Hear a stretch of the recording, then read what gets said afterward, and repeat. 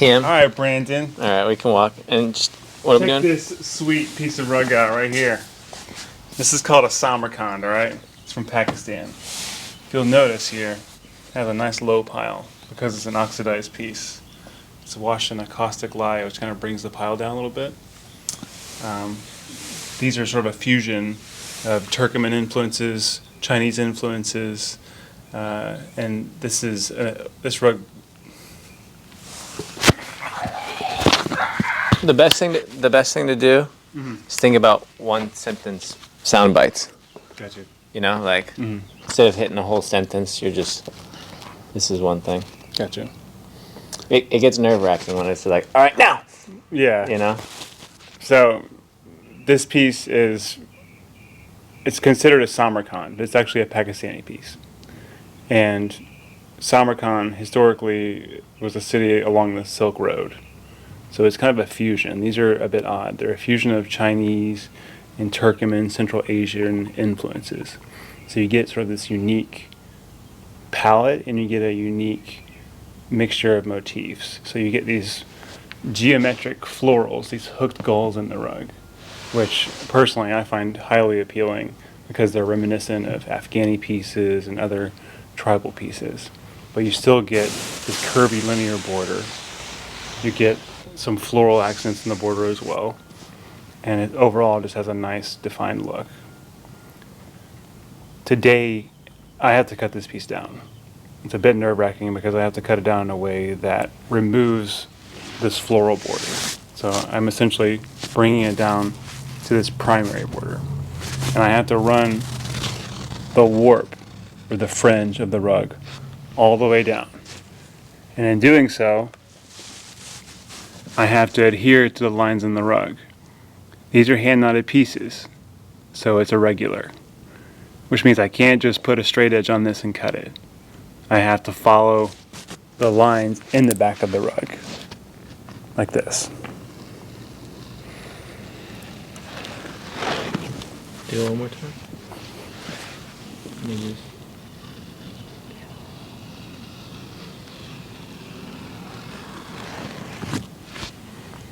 All right, so let me roll it up.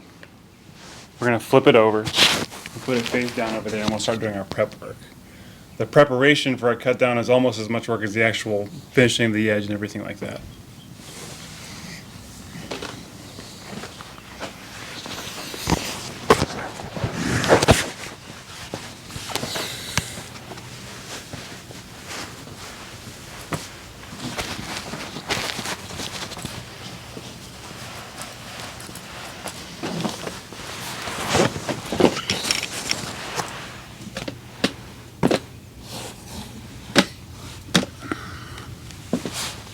Papa.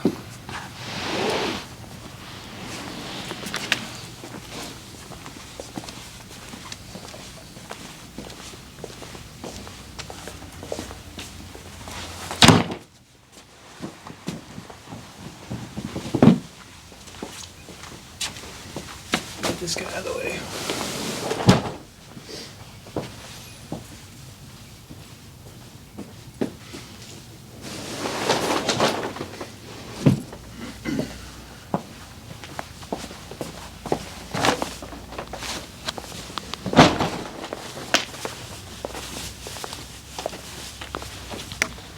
How much does a rug like this normally retail for? This retails at about $25K, something like that. So if you mess up on a $25K cut, Not ideal if I do that. Definitely not. However, I've done this a few times, so I'm not usually thinking about that when I'm cutting the rugs, but thanks for bringing it up. no pressure. So first thing I have to flip it over, just to access the back. All the cuts and everything will be done from the back. How much are you cutting off? I need to look at my notes, but it's approximately 6 inches from each side. And Something like that. you're just doing that to make it fit the room? Yeah, so this looks stunning in a foyer. Unfortunately, it's a little large, just by a few inches. So we figured the only way to really cut this down and have it look right is to take this border off completely. Otherwise, we'd be cutting in the middle of the border, which looks a bit strange. It's clearly cut at that point. And this client values a nice, finished, clean Oriental rug look, you know. I already feel more comfortable. It's, like you said, it's just reps.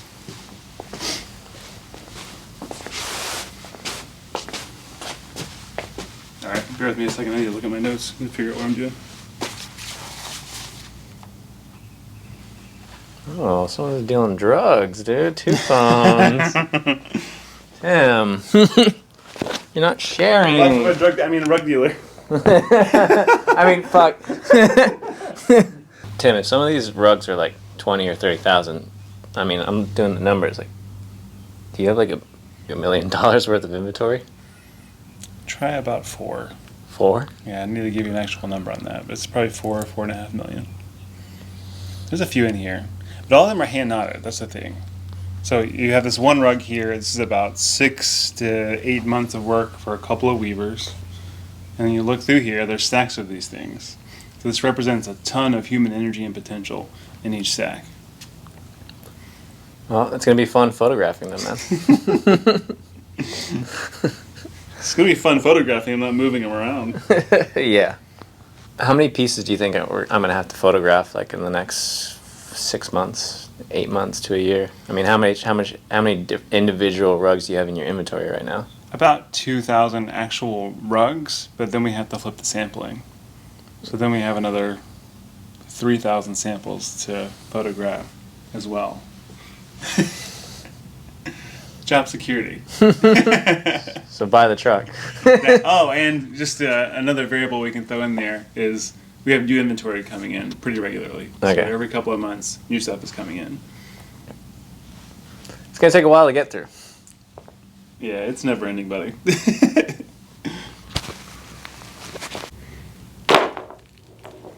This is an extension cord. You ever seen one like this before? It's green. It's hand woven. Freaking surfboards. That's what I want to work on. I know. We need to clear this stupid space. I know. And then we need to work on some surfboards. Okay. What are you doing? Okay, this is what I'm doing. One nice thing about these rugs is, yes, it takes a lot of time to make them. Yes, they're pieces of art, but they're durable. And thankfully, knock on wood, I've learned that even if something goes wrong during this process, I usually can reverse it. As long as I don't just cut it in half willy-nilly. So this client, like I said, wants this border removed, but they want to keep this nice clay color here. So I need to cut it in a way that allows me to finish the edge and overcast here and still maintain the 3 lines of knots that make up this border. So I'm looking to probably cut in here. So there's enough for me to overcast and create a fringe on these ends. And then I'll probably cut just 1 row above this clay color, which will allow me to do this, which is a selvage edge or a serge, and still maintain that color.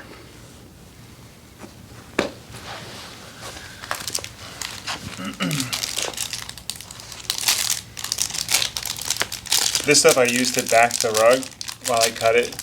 Because these are woven pieces and it's like a grid, if I just start cutting, it blows out and we lose knots, and there's no structure for me to start serging into or weaving into.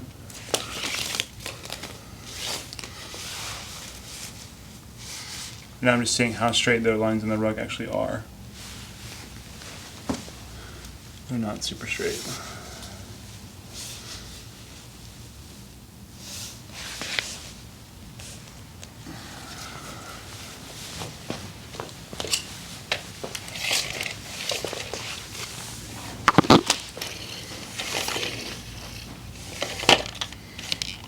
Yeah, I had on my notes 8.5. That looks right.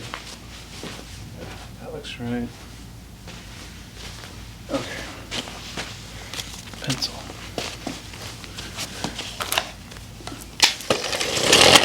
One thing I found is you can just take a pencil and run these lines pretty easily because there's a grid.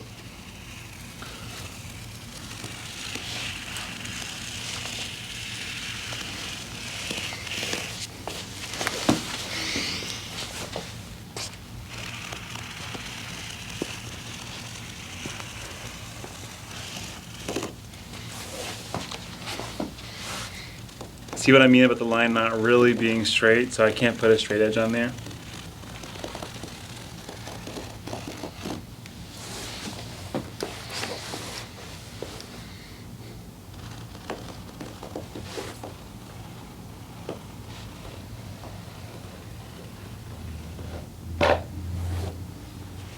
Maybe we can make a belt or a headband out of that or something.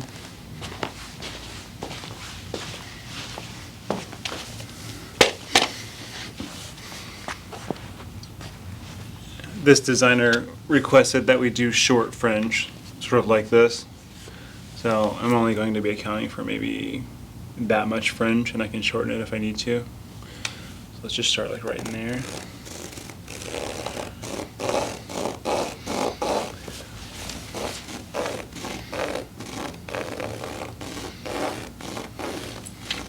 It looks like I'm arbitrarily drawing a line on the rug, but I'm not. I'm actually running the channel between the knots.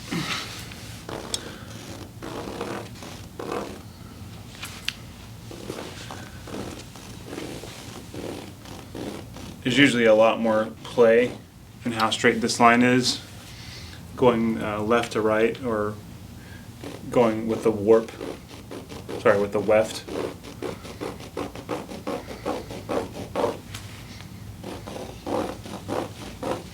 This isn't that big of a deal because I'm overcasting and ultimately removing these knots.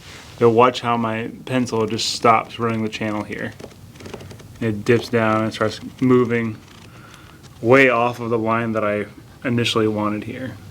So in that case, I kind of have to jump back up to the next channel and start running this line here. See, again, it's wonky there.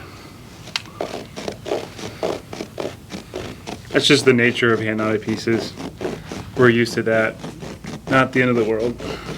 I guess running the pencil through the channel kind of gives you a little dry run too, right? Gives me a dry run and it allows me to see just what's going on with the pile. All right.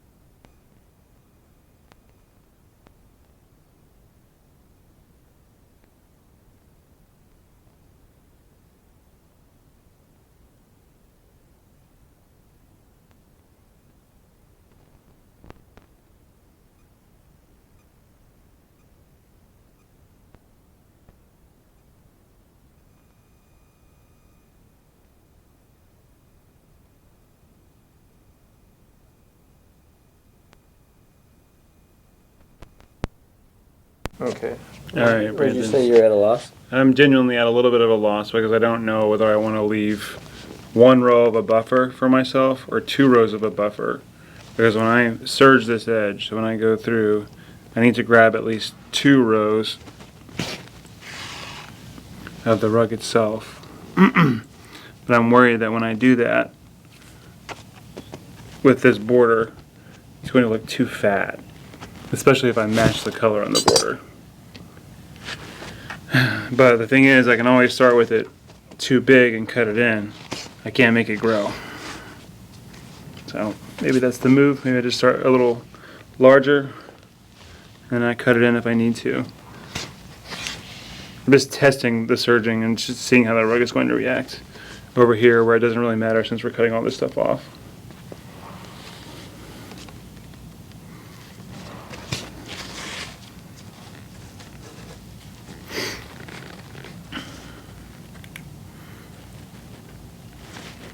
Alright, 2 rows it is. I need to redo that line. I'm glad I didn't cut it though.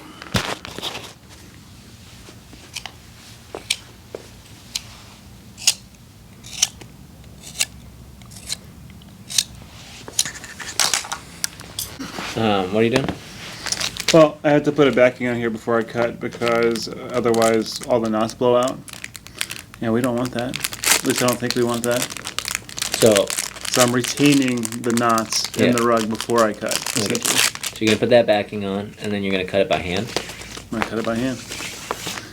Hand-knotted rug gets the hand treatment. And then after you cut it, what's the next step? After I cut it, I'm gonna go back in just because I'm a worrywart.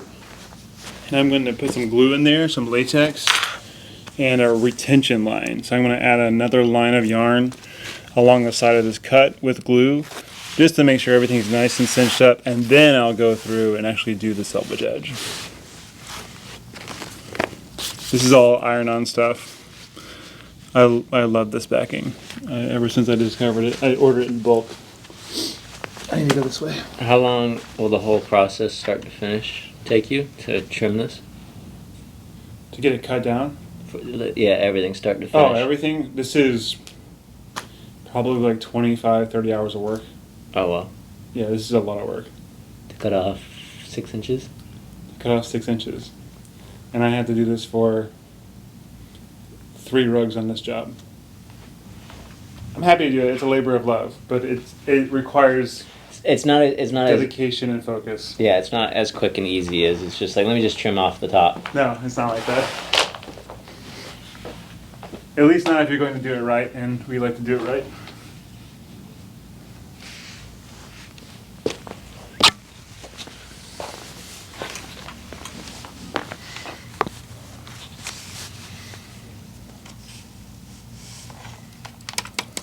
What's going on with you?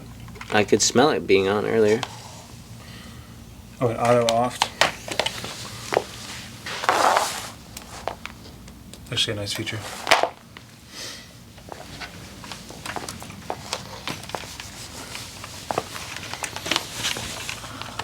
You get all that glue and stuff off of there from the last time.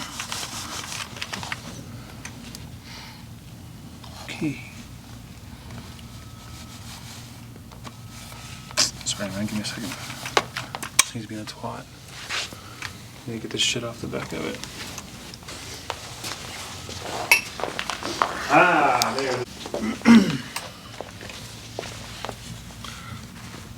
So the main thing here, obviously, is I just want to run this line nicely. Because this will act as my straight edge, since this rug isn't really straight.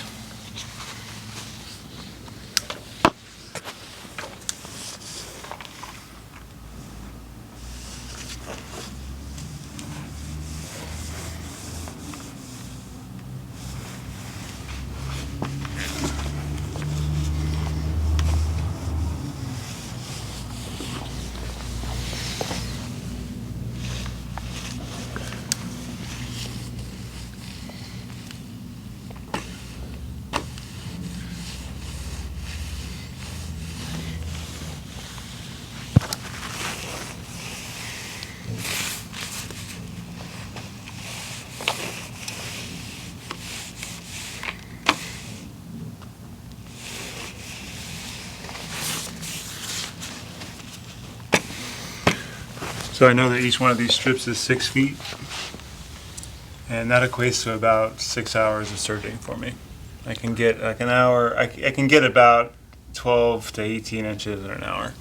So it just depends on what type of groove I'm in. Of just solely serging. That's just putting this edge on.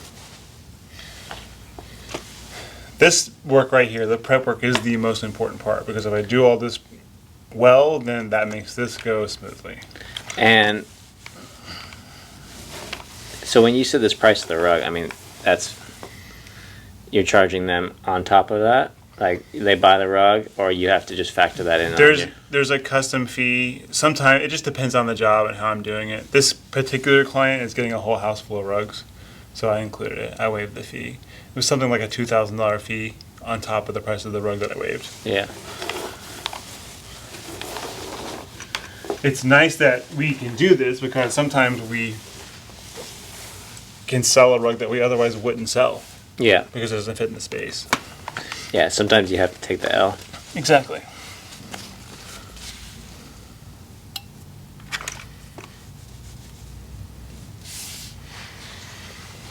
It just depends. Right now, I'm bogged down with this type of work, so I don't think I'm too keen on taking any more of these jobs on. So I won't. I'll throttle it back if there is a job that arises that requires me to do some custom work. I'll tell them, hey, I'm a month and a half out on this type of work. Otherwise, we have to order something. It's a standard size, or we can machine search. You know. Yeah.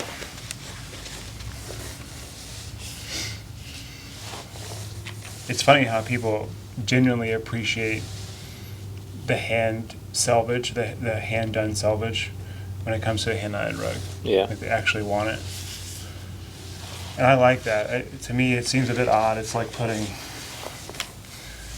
cloth seats in a Ferrari, that type of thing. Yeah.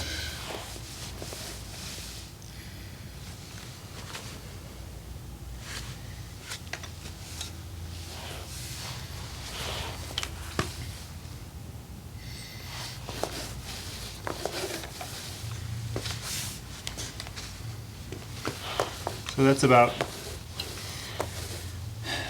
12-ish hours of serging. I think I can probably knock out this edge in like 10.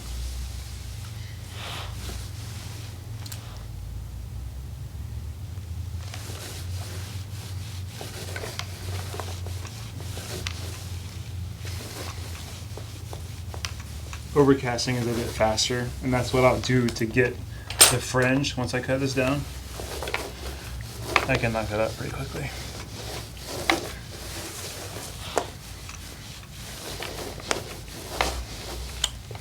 Okay.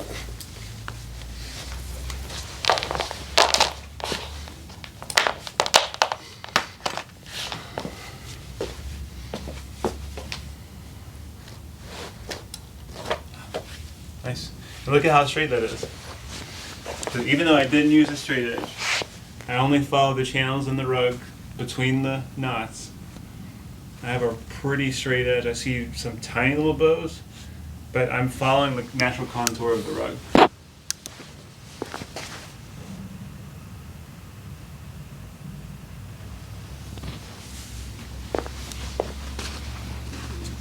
Alright, we have to cut it, but I think I need to bring it over there to cut it.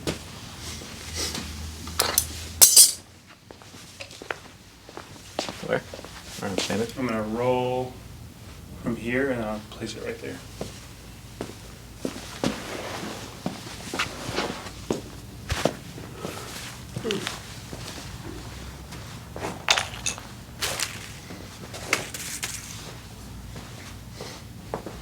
Okay, come to Papa.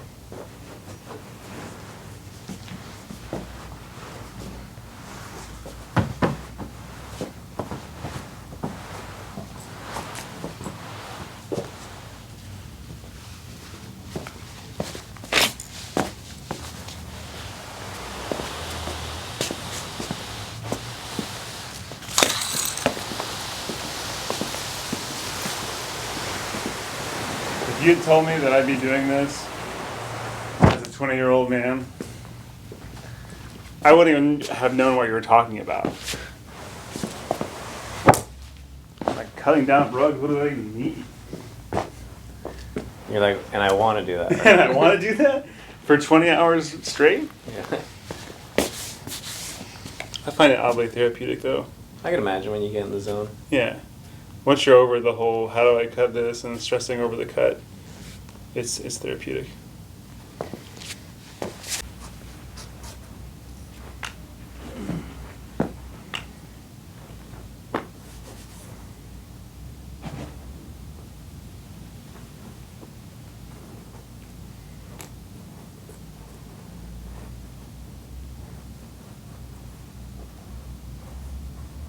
Yeah, right about now is when I start second guessing all my choices in life that have led me to this point.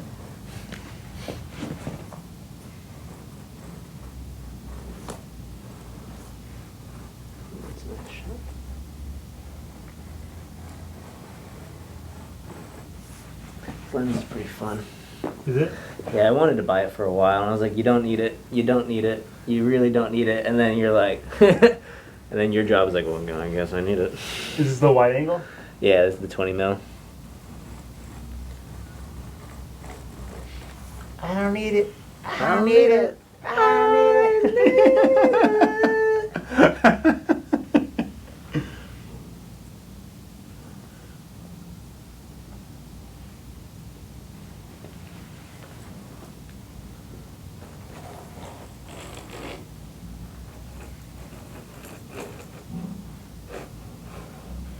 I have to watch every now and again.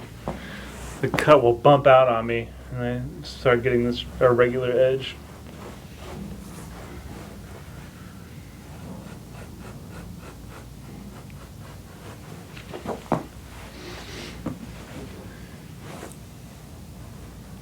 We have one that does our tack stuff.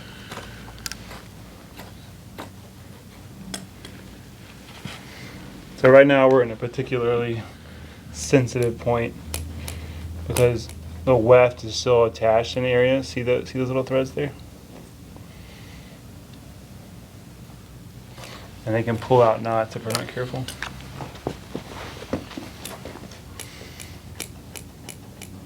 Actually, really hoping this doesn't look like dog shit right now.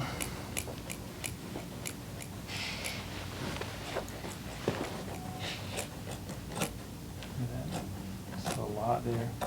A lot of bite, dude. Yeah, I can hear it. I need to go through that again. You never just go through the blade. You just...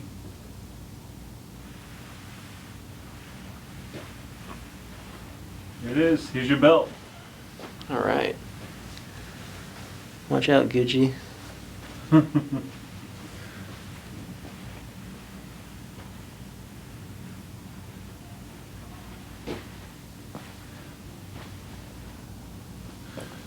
We're running a special on runners.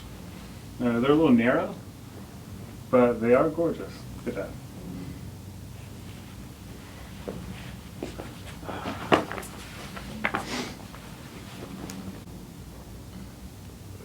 How you feeling? I'm feeling like I don't love how chunky we're looking right here. But that's a problem for future Tim when I go through it and search. I'll probably trim this off a little bit. Right now, if I try to cut it, I'll mess it up, I think. Yeah, I can maybe trim it a little bit, but not much.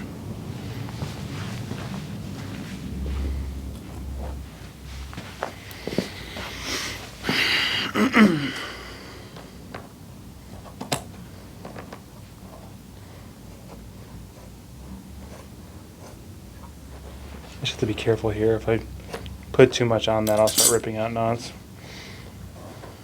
And don't.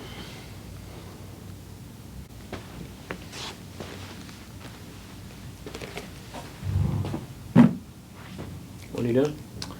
I'm adding that retention line that we were talking about before. Mm-hmm. So I have to, again, just to be extra safe here, I want to retain what I've cut. So I need to add a thin layer of glue, and then I'll add a long line of yarn. That'll run the length, and then I'll serge over all that. Maybe grab some yarn.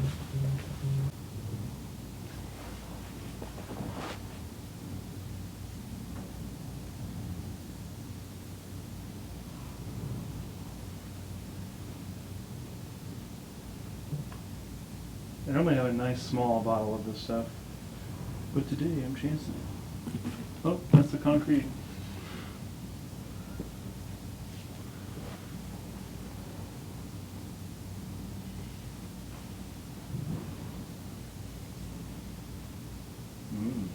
Clean.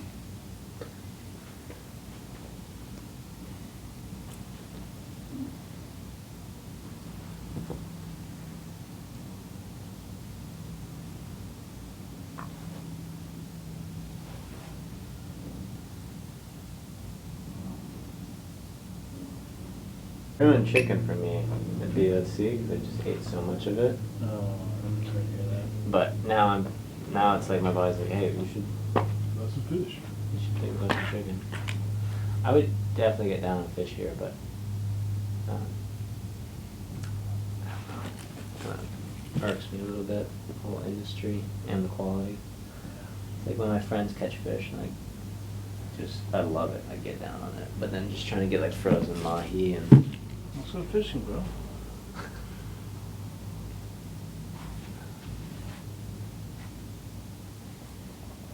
I'll get my fish intake again when I put in Costa Rica. Yeah. I'll find a good fisherman and he can get mahi for me. These damn boats in the water here. Yeah, and the water's Water's gross. I don't know how long you've been here. Were you born here? Yeah, watch that glue sizzle, boy. Sizzle me timbers. That's why they call me Sizzling Tim right here. Get you hot. What's up, Authentic Tribe? Hope you all are doing well. Today I am continuing to work on the Samarkand rug that we had discussed before. This piece was giving me a little bit of an issue with the border because I didn't want the edge to blend into itself where I'm finishing it off. Originally I had selected this more salmony color, which matches beautifully to this external border here. But I've decided to go with this more butterscotch color. I think it's a nice contrast and it keeps the frame proportions the same. So I'm keen on that. I'm going to begin my work now. I'll start by threading through the first couple of knots and then I'll time lapse it for you because this will take me probably about 8 hours to run through. Maybe I can chuck some caffeine and get through it a little quicker. We'll see. Let me just get the first knot going, or the first couple of stitches going at least. I'll show you what's up.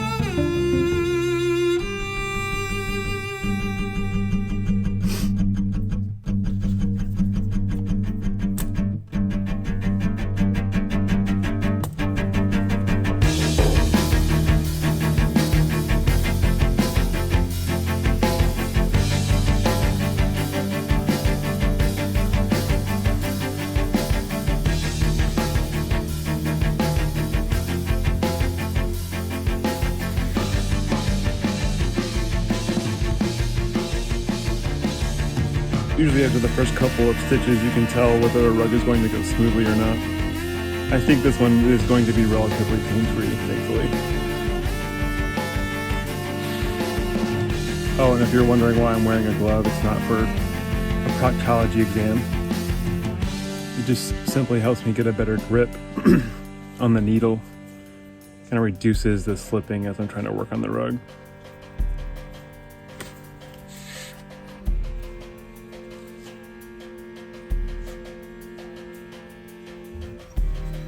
Yeah, I think I'm keen on that. That's a good look.